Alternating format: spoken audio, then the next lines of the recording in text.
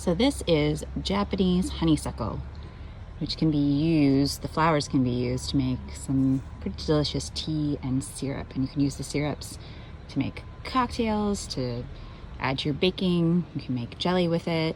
You can make jellied candies with it. There are a lot of fun things you can do with the honeysuckle.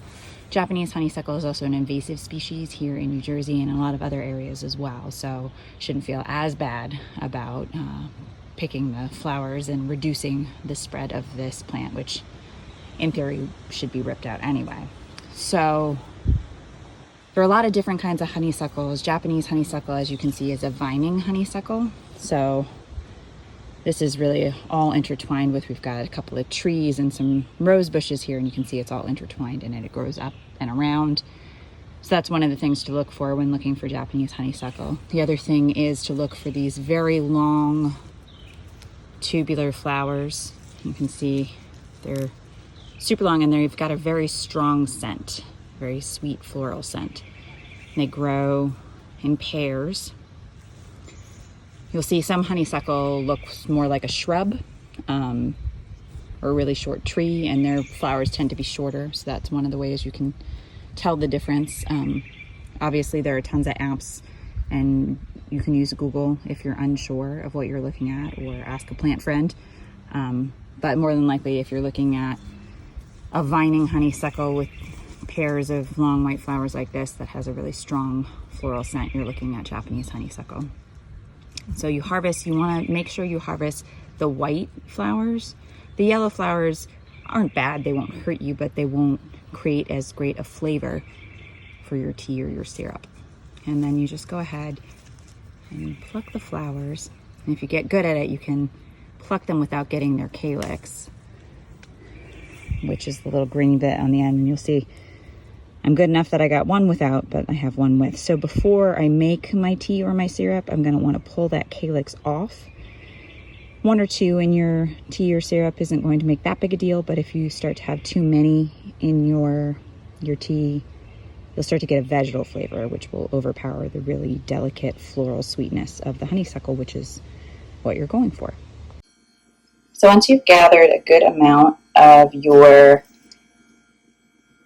honeysuckle flowers, you're just going to want to go ahead and pack them into a ball jar or some other heat-proof jar. And then fill that jar with warm but not hot distilled water. If you don't have distilled water, regular filtered water works fine, but distilled water again helps preserve the flavor the best. And the reason you want it to be warm and not hot is hot water will again bring out a really vegetal flavor in the honeysuckle. So if you boil the water, let it cool down to about somewhere between 105 to 115 degrees Fahrenheit, similar to the temperature water you'd use for a yeast starter for some bread.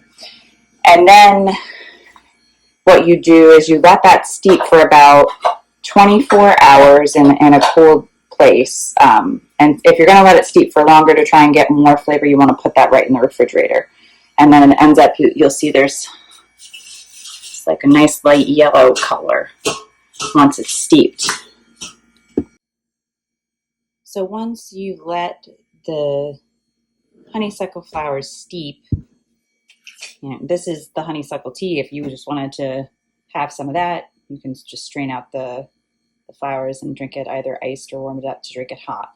Now you notice it looks like I had only filled this container about halfway. This had been packed with honeysuckle flowers before I added the water and let it steep. So you are going to see some compression of volume. So then what you're going to want to do if you want to turn this tea into a syrup, or in fact, if you just want to drink the tea, is strain the flowers out. I usually use a fine mesh strainer. This is, you can see it's very fine, with a coffee filter, and that's going to catch any particulates, pollen, things like that we don't necessarily want in our tea. But it will mean that it's going to take a little while to drain. So we're just going to straighten our filter so it's doing its job. See, it just will take a little while for it to drain through.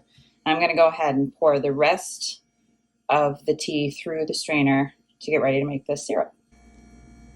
So once the tea has drained through, you're just gonna wanna press out any liquid that's remaining in the flowers. Just make sure, press the flowers out. Let's see how much more liquid was sitting in there. I don't wanna miss out on any of the nectar here.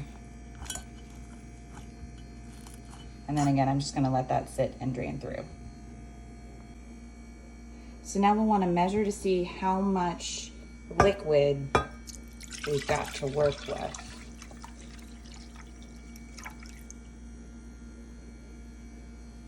Because we're gonna make a 1-to-1 syrup, so we'll need to have the 1-to-1 ratio. So it looks like we have about 2 cups of liquid, so we'll use about 2 cups of sugar as well.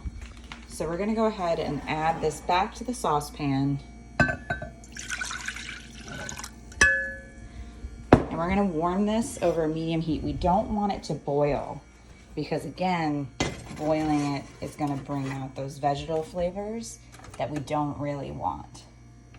So medium heat, and you wanna get it to a point where you're gonna start to see some little bubbles coming up from the bottom and maybe a little steam rising, but not boiling.